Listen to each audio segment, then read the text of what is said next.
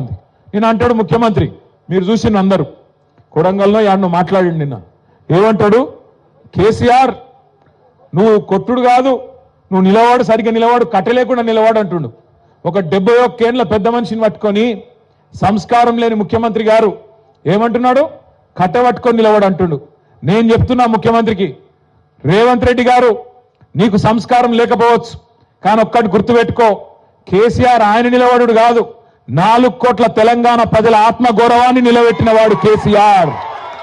తెలంగాణ అనే రాష్ట్రాన్ని ఏర్పాటు చేసి దేశం ముందు సమున్నతంగా నిలబెట్టిన వాడు కేసీఆర్. అందుకే మా చెల్లె రజని ఒక మాట అన్నది నిన్న, నాకు బాగా నచ్చింది.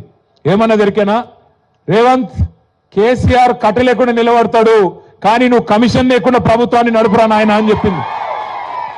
కమిషన్ తీసుకోకుండా ప్రభుత్వాన్ని నడుపు దమ్ముంటే ఆయన కట్ట లేకుండా కాదు మంచిగా నిలబడతాడు. ఆయన కొడితే ఎట్లుంటుందో నువ్వు కాదు, నీ పాత గురువు గారిని అడుగు, చెప్తాడు కొడితే ఎట్లుంటుందో. నీ ఇప్పుడు గురువుని అడుగు, నీ గురువుని అడుగు, రాహుల్ గాంధీ వాళ్ళ అమ్మని అడుగు, చెప్తుంది ఎట్లా ఢిల్లీ మెడలు వంచి తెలంగాణ తెచ్చిండో కేసీఆర్ కొడితే ఎట్లుంటుందో ఆ దెబ్బ తిన్నోళ్ళని అడుగు, తెలుస్తుంది. ఉంది. నేను అంటాడు ముఖ్యమంత్రి, మీరు చూసిన అందరూ కొడంగల్లో యాడ్ను మాట్లాడిండు. నిన్న ఏమంటాడు, కేసీఆర్ నువ్వు కొట్టుడు కాదు, నువ్వు నిలవాడు, సరిగ్గా నిలవాడు, కట్టలేకుండా నిలవాడు అంటుండు. ఒక 71 ఏళ్ల పెద్ద మనిషిని పట్టుకొని సంస్కారం లేని ముఖ్యమంత్రి గారు ఏమంటున్నాడు, కట్టబట్టుకొని నిలవాడు అంటుండు. నేను చెప్తున్నా ముఖ్యమంత్రికి, రేవంత్ రెడ్డి గారు నీకు సంస్కారం లేకపోవచ్చు, కానీ ఒక్కటి గుర్తుపెట్టుకో, కేసీఆర్ ఆయన నిలబడు కాదు, 4 కోట్ల తెలంగాణ ప్రజల ఆత్మగౌరవాన్ని నిలబెట్టిన వాడు కేసీఆర్. తెలంగాణ అనే రాష్ట్రాన్ని ఏర్పాటు చేసి దేశం ముందు సమున్నతంగా నిలబెట్టిన వాడు కేసీఆర్. అందుకే మా చెల్లె రజని ఒక మాట అన్నది నిన్న, నాకు బాగా నచ్చింది.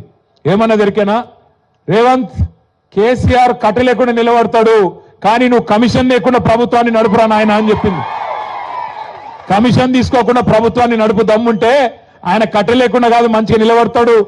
ఆయన కొడితే ఎట్లుంటుందో నువ్వు కాదు, నీ పాత గురువు గారిని అడుగు, చెప్తాడు కొడితే ఎట్లుంటుందో. నీ ఇప్పుడు గురువుని అడుగు, నీ గురువుని అడుగు, రాహుల్ గాంధీ వాళ్ళ అమ్మని అడుగు, చెప్తుంది ఎట్లా ఢిల్లీ మెడలు వంచి తెలంగాణ తెచ్చిండో కేసీఆర్ కొడితే ఎట్లుంటుందో ఆ దెబ్బ తిన్నోళ్ళని అడుగు, తెలుస్తుంది. ఉంది. నేను అంటాడు ముఖ్యమంత్రి, మీరు చూసిన అందరూ కొడంగల్లో యాడ్ను మాట్లాడిండు. నిన్న ఏమంటాడు, కేసీఆర్ నువ్వు కొట్టుడు కాదు, నువ్వు నిలవాడు, సరిగ్గా నిలవాడు, కట్టలేకుండా నిలవాడు అంటుండు. ఒక 71 ఏళ్ల పెద్ద మనిషిని పట్టుకొని సంస్కారం లేని ముఖ్యమంత్రి గారు ఏమంటున్నాడు, కట్టబట్టుకొని నిలవాడు అంటుండు.